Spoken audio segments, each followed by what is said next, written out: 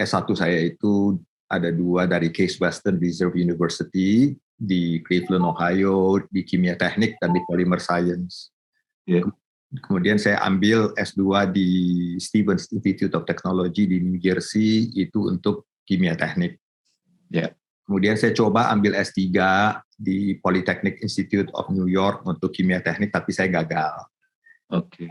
Sehingga saya banting setir dari kimia teknik ke bisnis, dapat MBA dari St. John's University tahun 88. Dan tahun itu juga saya join Citibank, sudah 34 tahun sampai sekarang. Ya. Jadi di Citibank 34 tahun, 12 tahun di Citibank luar negeri, Citibank Australia, Citibank Hongaria, Eastern Europe, dan Citibank Filipina. Sisanya 34 kurang 12, ya 22 tahun itu di Citibank Indonesia. Ya. Dan saya sudah 3 kali jadi country head di Hongari, Eastern Europe, membawahi 13 negara. Kemudian country head CEO di Filipina, membawahi Filipina dan Guam. Dan 2015, sewaktu Pak Tigor Siahaan pindah ke CIMB, saya dipanggil pulang. Ya, karena sudah 10 tahun melalang buana di dunia luar lah ya. Jadi saya dibilang it's about time to go home. Jadi saya jadi CEO country head di sini Citibank Indonesia sejak 2015. Baik Pak Odu, sungguh sangat mengesankan ya Pak ya, perjalanan karir Bapak ya, mulai dari sekolah, SMA, kuliah, dan karir di Citibank. Udah melalang buana 12 tahun di Citibank. Terus Pak, ini apakah perbedaan karakter budaya kerja di tempat Bapak misalnya selama di Indonesia maupun di Filipina, Hungari, dan mana lagi tuh Pak? Di Australia. Ya. Australia.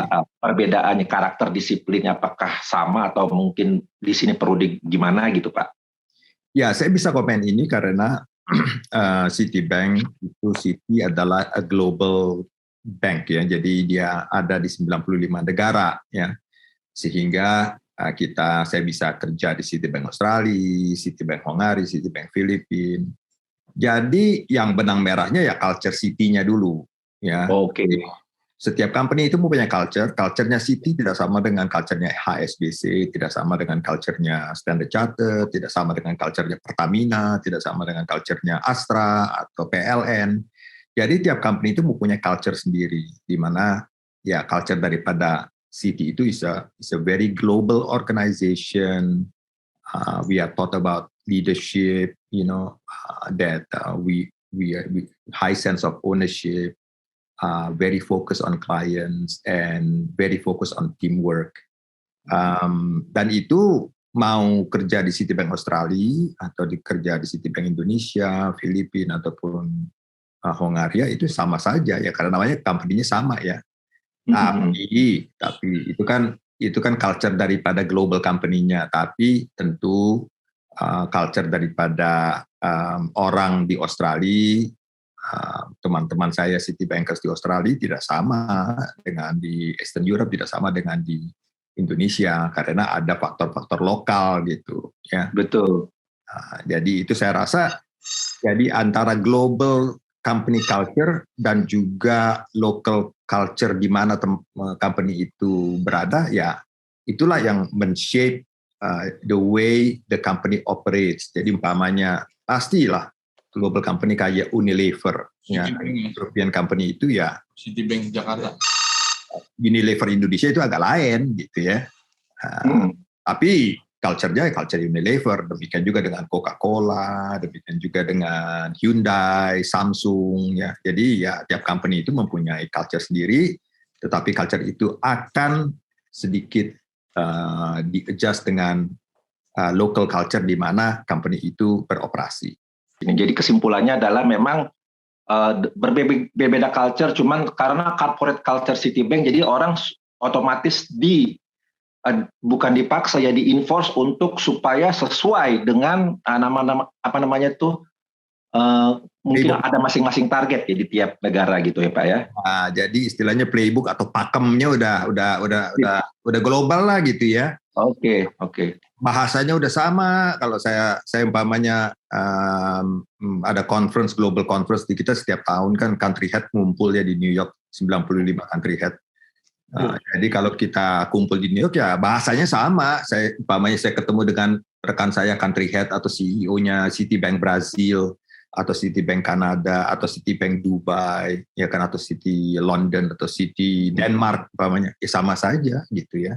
Sehingga kalau kita satu saat umpamanya bilang, aduh Batara udah kelamaan nih di Jakarta, gimana Anda menjadi CEO Citibank Singapura? Siap ya, karena ya pasti itu juga, cuman ya local environment-nya lain, some adjustment begitu. Ya, nah terkait dengan apa namanya culture Citibank, nah ini ada kaitannya nih pertanyaan nomor 2 nih. Ya. Bagaimana tanggapan Bapak mengenai SDM di Indonesia secara makro aja Pak? Jadi kalau kita melihat sumber daya manusia itu ya kita cukup bangga ya, karena Citi itu pencetak bankir-bankir dan leader-leader gitu ya. Jadi banyak alumni kita yang sudah jadi semuanya, hampir semua CEO di Indonesia itu jebolan Citibank, Pak Tigor, Pak Kunardi di Deutsche Bank, Pak Paulus di DBS, atau Pak Ongki di BTPN, atau waktu itu juga cukup banyak lah ya, Pak Taswin di Maybank ya kan. Jadi itu kita bisa mencetak leader, dan ada juga yang sudah bukan lagi jadi leader di banking tapi di pemerintahan, umpamanya Ibu Rini jadi menteri, Pak Gita Wirjawan jadi menteri, kemudian Pak Yonan jadi menteri, Pak Peter Gonta menjadi ambasador dan juga a very successful entrepreneur, Pak Robi Johan almarhum ya kan, very successful professional. So yang kita kalau ditanyakan ya, kenapa sih jebolan alumnus alumni daripada Citi itu laku ya, because they produce a very global mindset leader gitu. Sehingga konsepnya begini, kalau kita mau benchmark leadership itu, kalau kita cuma terpaku pada lokal, kita bilang, waduh, hebat ya ini Citibank Indonesia ya, kalau bisa kita namanya 20% lebih hebat gitu. Ya berarti benchmarknya lokal. Ya, kalau kami Citi Indonesia ya kita di benchmark dengan Citi Singapura, Citi Tokyo, Citi Hong Kong, sehingga dipaksa to go to a global benchmark, Pak. Ya. Yeah. Sehingga kalau umpamanya nanti malam saya ditelepon, ada perubahan manajemen, mau nggak menjadi country head Citibank Japan, Tokyo? Ya kita bilang ya siap, ya kan? Karena kita sudah memenuhi standar itu, sehingga waktu nanti saya fit and proper oleh Bank of Japan gitu ya, mereka nggak akan merasa ini orang nih kok kayaknya lokal banget, ya kan? Udah standar global gitu. Anda siapa nih? Batara Century. Wah, kenapa Anda merasa Anda bisa run Citibank Japan gitu umpamanya? Oh, saya udah di Eastern Europe, membawahi 13 negara, saya udah membawahi Filipina dan Indonesia, bla bla bla, Citibank Australia, sehingga mereka bilang, ya juga ya, ini orang udah nyaman lah ya, udah melewati krisis European, udah ini. Jadi istilahnya kita itu memenuhi standar internasional. Mau diinterview di Jakarta, diinterview di Brazil, diinterview di Kanada, itu ya you are shaped to that standard, itu a global standard. Bentar Pak, saya mau nambahkan sedikit pertanyaan nomor 2. Ya. Saya Pak Hala Simamora. Ya. Sehubungan dengan pertanyaan SDM, saya pengen tahu juga Pak, ini menjadi pelajaran juga buat company di Indonesia. Ya. Menjadi country head ya di Citibank, apakah itu harus karir, apa bisa datang dari luar Pak tiba-tiba? Biasanya prioritasnya dari dalam. Ya, berarti karir Pak ya? Karir ya. Jadi ya kayak diplomat lah ya, tapi kalau diplomat itu kan bisa karir, bisa juga political appointee ya. Tapi lebih banyak Citibank itu karir, kayak saya kan 34 tahun, ya kan. Betul. Betul ya. Rekan saya, bos saya di Singapura, Amol itu ya hampir 30 tahun. 30 tahun itu udah panjang, Pak ya. Panjang. Ya.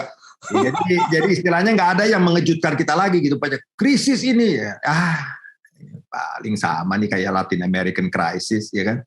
Krisis ini apa tuh waktu itu di US, ya ada playbooknya lah itu, ya kan. Cuman beda. Ujung-ujungnya prinsipnya sama juga gitu, ya kan. So I think that should be ya makanya kita ada yang namanya Citi Alumni Organization dan itu sangat menjadi kebanggaan kita gitu ya bahwa jebolan Citi. Jadi kita selalu bilang one city always Citi. Dan you can leave Citi but Citi will never leave you karena DNA-nya udah masuk gitu. Anda mau pindah ke HSBC, Anda mau jadi menteri segala macam, pasti ujung-ujungnya balik ke Citi sebagai alma mater gitu. Itu. Sehingga walaupun kita mengekspor talent, ya istilahnya kita lebih banyak ekspor daripada impor. Itu ujung-ujungnya nanti kan bisnisnya balik lagi kepada Citi. Karena kan istilahnya teman-teman juga semuanya, ya kan? Teman-teman yang who knows the language of Citi, who understands the process of Citi. Yeah, so when we do deals together, debt capital market, equity capital market, IPO, M&A segala macam ya. Kalau banyak mantan Citi di sana ya kita juga kolaborasinya lebih cepat gitu pengertiannya gitu, ya kan? Itu aja. Iya Pak. Oke. Jadi nah, terkait dengan SDM Citi dengan yang lain, nah ini juga ada kaitannya juga dengan pertumbuhan perbankan secara umum ya Pak ya? Ya. Pasti ada nih. Apakah dampak teknologi digital terhadap pertumbuhan perbankan secara umum ya? Kita tahu ada pasti ATM salah satunya Pak ya. Cuman kan ada banking, m-banking, e-banking, atau mungkin bahkan sekarang udah ada metaverse. Yes. Apakah dampak teknologi digital itu berdampak nggak sih sama perbankan secara umum atau Citibank lah khususnya? Ya, pasti. Jadi kita ini sudah lewat satu dari era physical ya. Physical itu artinya cabang dan ATM. Dari era physical kita masuk ke era analog ya. Yeah. Ada phone banking 24 jam, bangga banget ya 24 jam phone banking. We call it in Citibank tuh waktu itu namanya the branch in the sky ya, satu-satunya cabang yang tidak didaftar gitu ya, tapi karena di sky itu zamannya analog dan kan digital sekarang yang mendisrupt analog ya kan. Ya kita masih belum 100% digital karena analog belum mati ya. Betul. Dan kemudian sekarang dari digital masuk ke meta ya, ke dunia alternatif lah ya. Ya. Saya nggak bilang ya karena meta itu kan lebih banyak dikonotasikan dengan meta dan Facebook, tapi ya alternative universe gitu ya. Jadi saya rasa yang pasti terdisrupsi ya. Nah bagusnya dalam disruption ini there is no one single player in the ecosystem itu that can do everything themselves. It's too expensive ya. Jadi juga sama seperti kita masuk dulu namanya era competition, masuk ke co-opetition, sekarang ke collaboration. Ya. Jadi udah nggak bisa lagi umpamanya kita butuh fintech butuh bank, ya kan? Ujung-ujungnya kan semuanya wallet itu, ya rekeningnya ada di bank gitu, ya kan? Umpamanya saya satu marketplace ya, atau saya jadi punya wallet ya, walletnya itu akan ada di bank. Di Citibank, di macam gitu untuk fasilitasi. Jadi saling butuh gitu. Saling butuh itu saja. Oke. Baik. Jadi dalam jangka waktu ke depan ini Pak ya terkait dengan pertanyaan dampak teknologi digital sudah pasti ya Pak ya misalnya dalam jangka waktu 5 tahun yang short time-nya aja ya. Pasti akan berdampak secara radikal ya terhadap pertumbuhan ekonomi di Indonesia ya, pertumbuhan digital di perbankan dan kehidupan keuangan gitu ya Pak ya, literasi digital. Pasti Itu yang sesuatu yang tidak bisa dipungkiri lagi ya, bahwa disrupsi ini akan membuat is a game changer. Tapi ya kita, the good news is will bring growth gitu Pak. Ya, will bring growth. Jadi velocity-nya itu bisa lebih cepat. Biasanya kita umpamanya nih ya, kita biasanya tergantung ke mall. Mall buka jam 10, tutup jam 8 gitu atau jam 9 malam. Sekarang nggak perlu lagi, sesudah jam 9 malam masih bisa order apa gitu ya. Sehingga velocity of dia ekonomi akan lebih kencang lagi, ya kan? Jadi saya rasa itu yang harus dipikirkan. Kalau dulu umpamanya kita mau booking tiket, ya pergi tuh ke travel bureau buka jam 9 sampai jam 5. Udah gitu nggak tahu lagi gimana mau booking tiket. Sekarang ya 24 jam Traveloka aja, ya kan? Traveloka, ya betul. Jadi cepat gitu. So I think the velocity is becoming faster. And karena kan istilahnya kalau kita orang ekonomi kan dibilang yang penting itu harga dikalikan turnover, PV lah. Nah ini ya turnovernya ini jadi kencang nih. Yeah. Karena turnovernya kencang sekali, harga itu bisa turun. Ya, karena jadi banyak gitu. Biasanya 10 transaksi, kita sekarang 1000. Kalau 1000 margin nggak usah gede-gede. Ya kita turunin dikit. Ya makin kencang lagi ini, ya kan? So those are the dynamics yang akan shaping the banking sector, and banking sector will continue to be intermediary and of everything. So kita akan tetap eksis tapi dalam bentuk yang lain gitu. Baik. Jadi otomatis kedepannya nanti pasti ada pengurangan pertumbuhan cabang bank secara fisik. Ya, itu udah nggak bisa dipungkiri. Kalau kita lihat data-datanya OJK, udah jarang minta cabang bertambah. Biasanya cabangnya itu cuma direlokasi atau dikurangin, ya kan? Yeah. Jadi saya melihat kalau untuk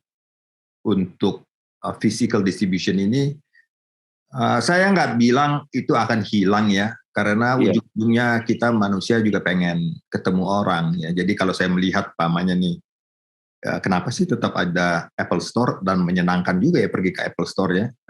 Maksudnya Apple nggak pernah kasih kita namanya apa tuh namanya guidebook ya, download sendiri lah begitu ya kalau mau baca gitu ya.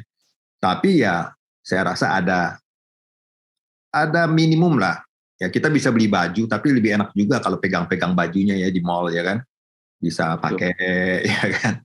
Nggak bisa 100% lah. Saya rasa there is a need. Kita kan a social being ya. We want to touch it, feel it, ya kan? Itu aja. Tapi mungkin istilah gini, the how akan change, tetapi prinsipnya ya itu mungkin tetap online plus offline. Oke, jadi baik ya. Jadi perkiraan persentasenya mungkin bisa 60-40, 60 fisik atau 40 digital, atau mungkin lebih banyakkan digital nih Pak, 60 atau 40-nya fisik, analog gitu. Fisik. Mungkin, jadi istilahnya prinsip ini sama juga ya sekarang umpamanya kalau dalam dunia korporasi. HR department, ya human resources itu lagi mengalami transformasi. Jadi kalau bisa semuanya ada di internet gitu. Jadi training aja online. Kita di Citibank ada sekitar 15.000 topik tuh untuk training. Mau training treasury, leadership, whatever, crypto, segala macam itu bisa. Pamannya career planning ya kita input. What is your next aspirational segala macam. Semuanya bisa diinput. Kalau itu 80% bisa didigitalkan, yang 20% itu yang kita sebut high value. Di mana benar-benar mesti ketemu dong, ya kan? Betul. Jadi istilahnya gimana kita review career development ya, kita mesti face to face lah tanya. Jadi Batara gimana nih? What is your career aspiration? Waduh, saya sudah pernah jadi country head di Hungary, di Filipina, di Indonesia. Tapi kan tiga-tiganya itu emerging market countries. Kasih dong saya kesempatan di develop country, jadi running umpamanya Citibank London, Citibank Tokyo, Citibank Hong Kong, Citibank Singapura, Citibank Australia. They are developed countries. Yang pasti lain lah, ya kan? Sama lah umpamanya kalau umpamanya kita lihat duta besar, ya kan ada duta besar ditempatkan di Washington DC, ada di London, ya itu kan ada istilahnya klub-klubnya lah ya. Negara besar, negara complicated, negara develop gitu. Jadi yang kayak begini ya perlu 20% yang nggak online lah ya gitu. Jadi ada human engagement. Baik, Pak. Ini terkait juga, ini kan sekarang udah setahun 2 tahun belakangan ini ya sudah banyak ya terkait dengan literasi digital keuangan ya. Nah, ini baru-baru ini ya kripto. Kripto sudah ya sedang lagi naik daun nih. Walaupun sebenarnya kita tidak bisa menyebutkan itu currency, itu aset. Karena kan kripto itu kan belum diakui sebagai salah satu alat pembayaran lah di Indonesia. Terus bagaimana tanggapan Pak Batara nih mengenai kripto industri? Apakah kedepannya bisa jadi mata uang suatu negara atau sebagai alat pertukaran jual beli? Saya rasa ini tergantung daripada visi regulator masing-masing ya. Jadi ada yang melihat kripto itu sebagai aset, ada yang melihat itu sebagai future payment. Ya, jadi ini kita juga lagi baca-baca kan. Waduh, perang nih Rusia dengan Ukraina, gimana nih Russian ruble di blok atau gimana ya segala macam. Tapi mereka lewat jalan belakang bayarnya pakai kripto namanya ya. Jadi itu kita melihat memang belum ada standar ya, dan itu juga sebagai underlying-nya itu kan miningnya itu nggak semua orang ngerti lah ya. Betul. On the crypto, dan kemudian teknologi blockchain itu sudah ada, tetapi bagaimana ini akan menjadi digital currency, tiap central bank mengambil visi yang berbeda-beda, ya ada yang ya kan karena central bank digital currency ini juga tidak sama dari central bank ke central bank. Jadi kita mengharapkan pada satu saat ada satu standarisasi gitu ya. Apakah itu akan uniform? I doubt it. Ya kita udah biasa lah ya di dunia ini nggak bisa semuanya uniform.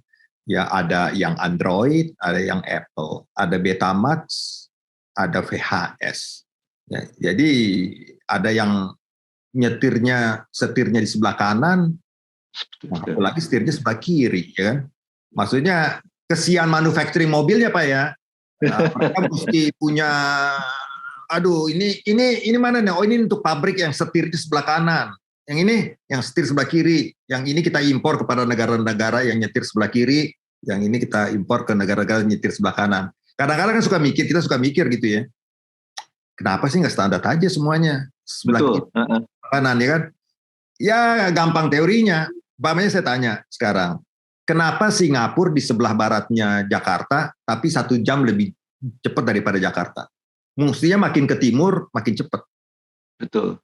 Tapi Singapura di baratnya Jakarta. Tapi Singapura lebih duluan, lebih barat tapi lebih duluan jamnya. Ya kan itu ya suka-sukanya pemerintah Singapura karena dia mau stock exchange-nya sama dengan Hong Kong, ya kan? Kalau Hong Kong benar dia lebih timur daripada Jakarta, ya kan? Betul. Iya. Jadi kan kita pikir ya ini ada political will nggak? Saya udah pernah bilang tuh, saya pernah kasih usul umpamanya kita gimana caranya Pak ya kalau kita bursa atau apa kita buka lebih pagi lah. Kalau perlu pagi banget, umpamanya jam 7 gitu ya. Oh, kenapa jam 7? Kalau jam 7 kan Jayapura udah jam 9, Pak. Betul. Ya, sehingga mereka bisa juga ikut aktif gitu ya kan. Ya, tapi itu kan gampang teori, ya kan. Sama juga kalau umpamanya di New York beda. Dia buka umpamanya 9.30 pagi, ya kan. Itu Los Angeles masih 6.30 pagi. Jadi kalau orang yang di West Coast itu mau trading itu mesti bangun pagi-pagi karena New York udah bangun, ya kan? Ya begitu. Jadi saya rasa memang banyak hal-hal yang nggak bisa uniform, Pak. Jadi yang namanya kripto segala macam itu ya tergantung daripada central bank agreement dan standar daripada regulator. Ya mudah-mudahan kita ada banyak forum-forum B20, G20 tahun ini mungkin salah satu topiknya itu adalah itu. Kita juga melihat bahwa salah satu manfaat daripada digital currency itu adalah bagaimana untuk UMKM kita akan punya 70 juta sampai 80 juta SME, MMI, micro yang UMKM itu. Bagaimana itu bisa dijangkau. Nggak mungkin lah kita minta bank untuk menjangkau mereka semuanya. Pasti mungkin salah satu caranya lewat mobile phone, ya kan kita ada sekitar 300 juta mobile phone di Indonesia, dan sekarang mobile phone-nya itu makin lama makin smart lah ya. Udah nggak lagi yang nggak smart lah, semuanya kan pengen ada Facebook, TikTok, segala macam ya kan. Jadi kalau 100% smartphone udah bagus tuh Pak.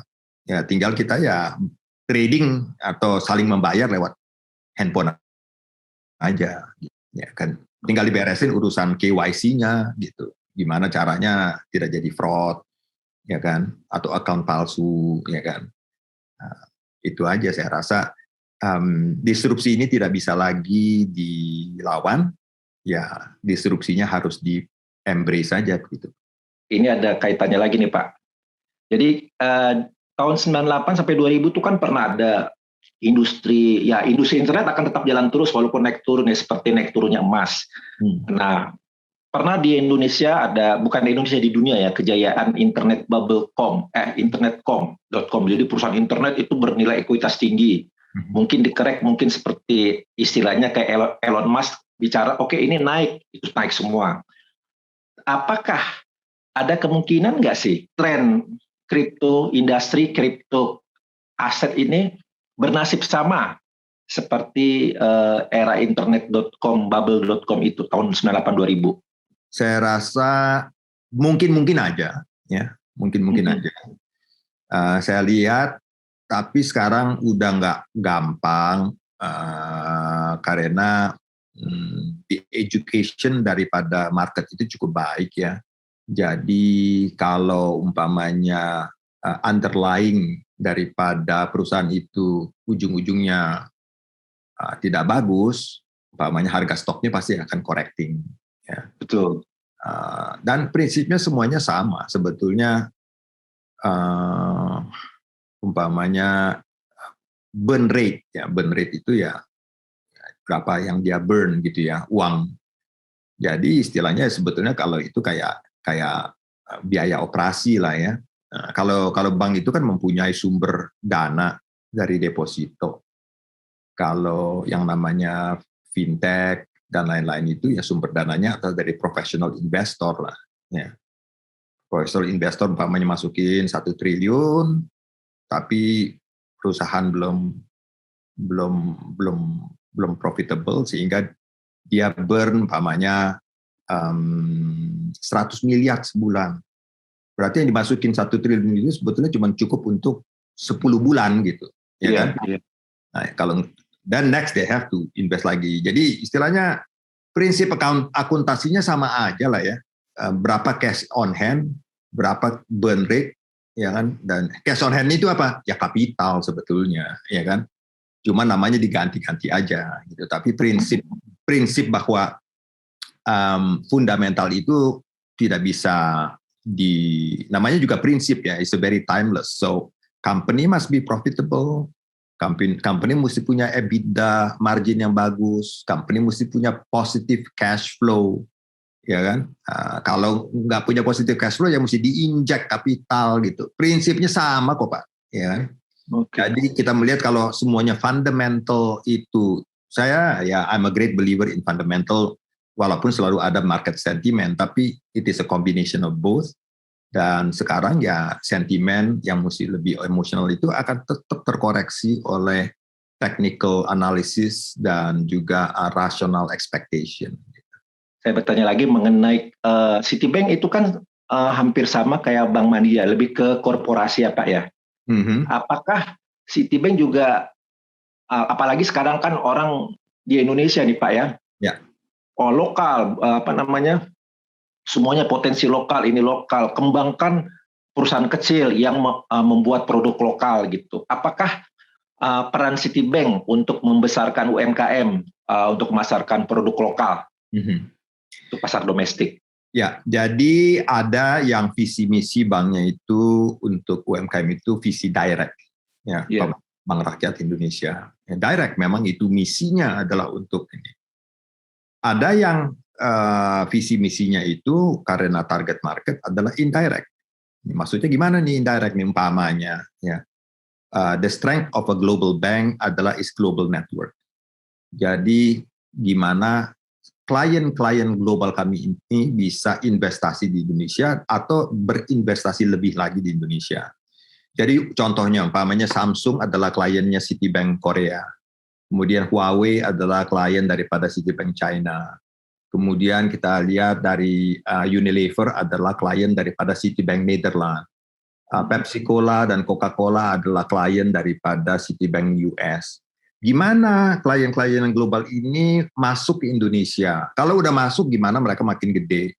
Karena dengan kita mensupport global client, karena biasanya global client itu udah diinstruksikan, kalau operasi di Indonesia lo cuman bolehnya banknya dengan global bank kita loh, Citi ya atau bank lain gitu ya. Jadi kalau umpamanya multinasional ini ada di Indonesia, ya, apakah dia itu di kopi, apakah dia itu di consumer goods, ujung-ujungnya dari mata rantai supply chain ini, suppliernya pasti adalah UMKM gitu, ya kan? Jadi kalau dia itu Nestle, ya, tapi bikin kopi, ya, nah kan ujung-ujungnya petani kopi, ya. Betul. Nah, gimana kita we make the likes of Unilever, Nestle itu becoming successful di Indonesia, membawa devisa, sehingga produk yang mereka produce, yang ada imbasannya kepada raw material, apakah itu diimport ataupun dari UMKM, itu juga bisa mendongkrak UMKM ini. Jadi in short adalah gimana nih kontribusinya Indonesia Citi atau Global Bank ini untuk UMKM indirect lewat global client kami yang operate di sini. Jadi kalau umpamanya saya sebelum pandemi itu biasanya sekali 2 tahun itu pergi ke China untuk visiting our clients. Ya ke headquarternya Huawei, ke headquarternya Conch, semen company itu di Sulawesi, ya kan. Ya kita ya gimana mereka itu bisa operate dengan baik, ya kan. Atau umpamanya kita pergi di Tangerang banyak tuh multinational producing sepatu, ya. Ujung-ujungnya sepatu itu ya UMKM, ya kan. Apakah dia produce ataupun bahan materialnya, ya kan. Jadi saya rasa our vision is to participate indirectly, ya, sehingga bisa mendongkrak UMKM yang 70-80 juta ini untuk naik kelas lah, gitu. Oke, ya baik Pak. Ini terkait dengan tentunya pasti setiap perusahaan besar pasti punya program CSR ya Pak ya. Ya. Apakah Citibank PK itu adalah salah satu termasuk program CSR di Citibank atau mungkin Citibank punya divisi khusus CSR? Jadi semua program CSR Citibank globally itu diatur oleh Citi Group Foundation, Citi Foundation di New York. Yeah. Mereka yang memberikan tema.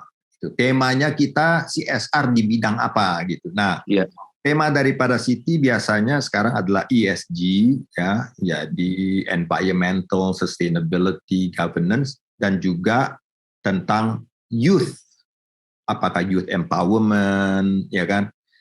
Jadi kita atau urban youth. Jadi kita sekarang besarnya di ESG dan youth. Karena itu kami kerjasamanya dengan NGO yang fokus di 2 tema itu. Gitu. Jadi Citibank PK apakah termasuk Citibank atau hanya khusus untuk yayasan untuk membantu UMKM atau apa Pak? Citibank PK itu adalah nama umbrella program kita. Jadi peduli dan berkarya.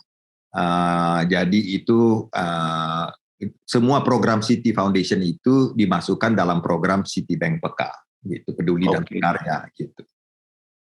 Baik. Nah ini yang yang terakhir nih Pak, untuk pesan-pesan untuk milenial dan Gen Z di Indonesia ya, khususnya ini alumni muda Kristiani di era disruptif dan penuh tantangan. Apa pesan-pesan Bapak nih untuk milenial dan Gen Z? Saya rasa penting ya, ada beberapa prinsipal yang saya hayati ya. Tetapi yang paling saya mungkin kalau saya mau tinggalkan satu pesan, dan saya menyukai ya, Gen X, Y, dan Z, dan saya punya satu organisasi City di Indonesia namanya City Intergenerational Diversity. Ya, ada dua, satu untuk women, City Women, itu ada City Women Organization karena misi kita adalah bagaimana wanita-wanita itu bisa mencapai posisi board. Kalau Anda ngelihat foto daripada board of director-nya City Indonesia di annual report, bisa dilihat di online, itu board membernya ada 7. Dari 7 itu yang wanita 4. Oh, jadi lebih banyak wanita daripada. Jadi kalau karena cuma kita bilang diversity berarti lebih banyak perempuan, itu ntar dulu. Kalau lebih banyak perempuan daripada laki-laki ya lumrah, ya kan. Tapi kalau mereka itu semuanya cuma di level clerical, nggak benar, ya kan. Nah, bagaimana perempuan ini bisa mencapai board level, ya. Jadi kalau saya selalu bilang keren ya kalau kita annual report kita ya, foto boardnya itu balance antara laki dengan perempuan, ya. Berarti kita sudah memberikan kesempatan, ya kan, bahwa you can be a woman and take the top job.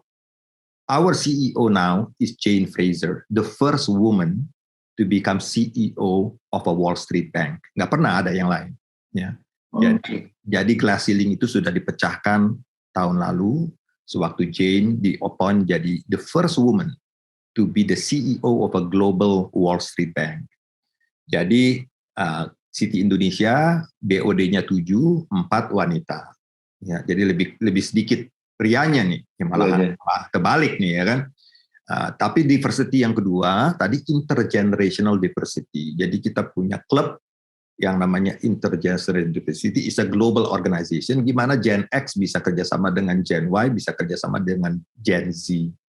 Saya sekali sebulan ketemu dengan klub ini dan mereka melakukan reverse mentoring. Istilahnya bukannya saya ngajarin mereka, mereka ngajarin saya gitu. Jadi istilahnya enteng-enteng aja Pak ya. TikTok Pak, udah buka nggak TikTok kan? Saya bilang belum. Bapak udah, saya bilang saya udah Facebook, udah kuno Pak. Saya pun udah juga di Instagram, kuno Pak ya. Jadi gimana nih? Ya coba sekali itu, nggak berani ntar kalau bangsa saya di TikTok kabur lagi semuanya nasabah. Dia bilang ini prestire cuma main TikTok aja ya kan. Tapi mereka lain cara berpikirnya. Jadi so it's a great thing, tapi kalau ada satu pesan, saya cuma bilang satu. Everything great in life takes time. There is no shortcut. Jadi istilahnya sabar, ya kan? Don't be restless. Everything great in time takes time. Ya, untuk jadi dokter nggak bisa 1 tahun, ya kan? 5-6 tahun. Ya kan? Kalau enggak siapa yang mau dipegang sama dokter yang dibilang saya lulus 1 tahun, ya kan? Biarpun dari UI gitu, saya bilang gue dulu, gimana bisa nih? Ya, nggak percaya, ya kan? Because menjadi a good doctor it takes time. Makanya kita masuk ke TNI, nggak bisa dong langsung mau jadi jenderal, ya kan? Ya dari kopral dulu naik ke letkol, ya kan naik, ya kan jadi ya brigjen, ya kan? Baru jadi jenderal penuh. Kalau umpamanya istri kita bilang, Mas, saya hamil. Mungkin saya bilang sama istri saya, aduh, jadi kira-kira kapan lahirnya? Ya 9 bulan lagi. Aduh, kelamaan. Bisa nggak 3 bulan lahirin? Nggak bisa. Everything great in life takes time. To deliver a baby takes 9 months. Ya kan? Menjadi dokter bertahun, menjadi seorang pilot berapa berapa ribu, mungkin 1.500, 2.000 jam terbang baru boleh jadi pilot, ya kan? Jadi istilahnya ya sabar, gitu. Saya sering ditanyain kenapa sih masih betah 34 tahun di Citibank. Ya bukannya saya ini, but I keep on learning, gitu, ya kan? Dan maybe this is still not the end of the journey. Siapa tahu one day saya disuruh pindah ke Hong Kong, disuruh pindah ke Tokyo, atau umpamanya udah waktunya dipindah aja ke New York, nih ada posisinya, kelihatannya memerlukan keahlian Anda, ya apa-apa. Sehingga saya nggak pernah bosan, gitu, ya kan? Jadi itu saya rasa pesan, ya, saya rasa sabar, mesti mumpuni, ya, tekun. Prinsip-prinsip itu saya rasa there is no shortcut, itu saja. Ya, mau jadi pemain piano juga mesti latihan tiap hari, ya kan? Mau jadi boxer juga latihan tiap hari. Mau yoga kalau mau bisa posisi-posisi yang ini 1 tahun 2 tahun mungkin baru bisa. There is no shortcut, or everything great in life takes time. Saya rasa itu saja pesan saya. Oke, baik Pak. Sungguh pesan yang sangat baik. Apalagi sekarang banyaklah anak-anak muda mungkin seperti karena efek sosial media, jadi pasti ingin shortcut flexing. Jadi shortcut sedikit flexing sehingga akhirnya jadi malah menjatuhkan diri mereka sendiri. Jadi memang betul kata Bapak, tidak ada yang shortcut, itu kata orang tua kami, kata orang tua kita zaman dulu lah Pak ya. Betul. Nah itu sungguh sangat ini, mudah-mudahan anak muda sekarang, terutama Gen Z yang masih umur 20, kalau milenial kan ada yang udah usia 30 ke atas 40, itu bisa mencontohkan kata-kata dari Bapak, apalagi Bapak kan sebagai trendsetter lah nih, CEO Citibank yang udah melanglang buana kemana aja gitu. Terima kasih Pak Bathara Sianturi atas kehadiran dan wawancara selama udah setengah jam lebih. Mungkin ada yang bisa ditambahkan dari Pak Pahala Manalu? Ya. Pak Pahala? Oke, ada beberapa pertanyaan. Terima kasih Pak Bathara. Ya. Pak, saya sebagai pebisnis juga Pak, tapi di bidang e-commerce Pak. E-commerce ya. Dan cocok dengan warning greeting dari presiden kita yang pakai local content. Nah, saya pelajari juga ada ide-ide bisnis dari Citibank. Saya ingat waktu masih kuliah tuh kartu kredit itu awalnya dari Citibank, baru merambah ke yang lain. Terus akhirnya yang lain yang lebih gede, apakah Citibank customer-nya makin berkurang atau bagaimana? Nah, pertanyaan saya Pak, apakah yang menemukan ide-ide itu dari kantor Bapak atau dari New York Pak? Ide-ide itu bagaimana Pak? Atau dari global yang tadi Bapak bilang itu seperti foundation kan Bapak bilang ada leadernya. Nah, itu ide-ide itu semuanya sama atau bagaimana Pak? Atau dari masing-masing country head? Mungkin kalau di the strength of a global bank atau global organization atau multinasional adalah banyak best practice ya. Jadi kalau umpamanya ada sesuatu yang sukses di Latin Amerika ya kita impor ide itu. Ya. Kalau saya ingat yang original Indonesia tuh ya, yang konsepnya diambil oleh global juga adalah konsep one bill. One bill itu adalah konsep genius daripada Citibank Indonesia, di mana begini, konsepnya gampang sebetulnya. Kalau umpamanya kita tagihan kartu kredit kita tanggal 13, berarti kita tahu nih, kita tanggal 13 pasti dapat terima tagihan dan punya 2 minggu sampai 2 minggu dari tanggal 13 untuk bayar, ya kan? Kita ingat tuh 13 tambah 2 minggu. Sehingga konsep ini yang namanya one bill, one date gitu ya, kita apply. Kita posisinya begini nih, rekening air tanggal 5, rekening listrik tanggal 7, rekening telepon Telkomsel tanggal 13, Indosat tanggal 14, rekening kabel TV tanggal 21. Waduh, banyak banget nih tanggal yang mesti kita pikirin, ya kan? Nah, gak usah pusing-pusing, ya kan? Telkomselnya bayarnya pakai tagihannya di link dengan ini, Indosatnya juga, kabel TV-nya, sehingga 5 tanggal ini yang bikin kita pusing, itu dibayarin Citibank, Yang penting Citibanknya dibayar ya, gitu. Kan? Jadi itu adalah ide jenius daripada dulu zamannya Pak Berry Lesmana, bos saya, ya tahun 1988. Kita pikir-pikir, iya ya, bahwa we have so many bills dengan different deadline gitu ya. Jadi ya udah, lewat satu kartu kredit aja. Jadi kita cuma ingat satu tanggal, kapan tanggal mesti bayar kartu kredit. Karena semuanya udah di-link ke kartu kredit gitu, ya kan? Dan nggak pernah delinquent lah, ya kan? Umpamanya saya ini beli beberapa asuransi, ya udah, tiap bulan di debit dari kartu kredit saya cuma pikir ya, dan nggak bakalan angus asuransinya karena selama kartu kreditnya masih bagus ya. Jadi yang kayak begitu saya rasa. Jadi lebih banyak idenya dari global. Ya, sama juga dengan consumer goods, kalau dia udah meluncurkan sabun, deterjen di negara lain yang sangat sukses, ya nanti ditinggal di copy. Ya istilahnya copyright is the right to copy. Itu aja. Ya. Terima kasih Pak Batara. Waktunya udah berharga buat kita. Ya. Terima kasih Pak Batara Sianturi atas diskusi kita hari ini. Bukan wawancara, diskusinya biar lebih enaknya gitu Pak ya. Terima kasih. Mungkin untuk selanjutnya kita bisa bersambung rasa lewat tatap muka ya. Mungkin saat ini belum pas lah waktunya Pak ya, karena pandemi dan segala macamnya. Ya. Baik, kita akhiri wawancara ini mungkin dengan berdoa penutupan. Maaf ini Pak Pahala lagi nih Pak, maaf nih karena dia ini. Kalau bisa Pak Batara deh. Kalau boleh. Ya boleh. Mari kita berdoa. Bapak, terima kasih ya Tuhan akan pertemuan kami pada pagi hari ini, penuh dengan sukacita, bisa sharing, dan kami teringat ya Tuhan, bahwa Engkau adalah Tuhan daripada segalanya, dan that supaya our humanly wisdom itu tunduk kepada your godly wisdom. Terima kasih ya Bapak, akan kesempatan ini, biarlah pembicaraan ini bisa bermanfaat dan bisa menjadi berkat bagi banyak orang, dan nama-Mu yang dipermuliakan.